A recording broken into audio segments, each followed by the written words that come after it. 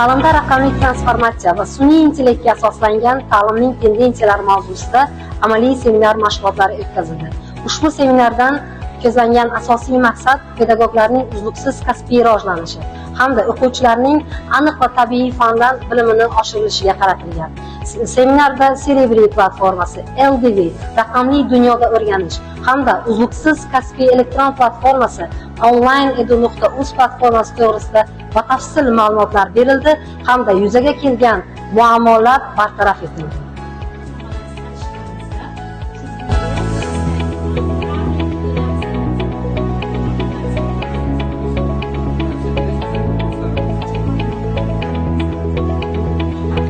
Bugun Buxoro viloyati pedagogik mahorat markazi mutaxassislari tomonidan Buxoro viloyatining Olis hududida joylashgan Romitan tuman 42-maktabga kompleks metodik yordam ko'rsatish maqsadida yetib keldik.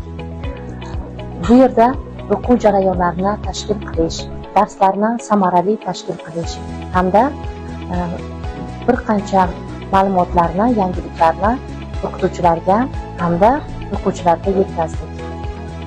Mutaxassislarimiz tomonidan tashkil etilgan mahorat darslari ham o'quvchilarga, ham o'qituvchilarga juda katta qiziqish paydo qildi.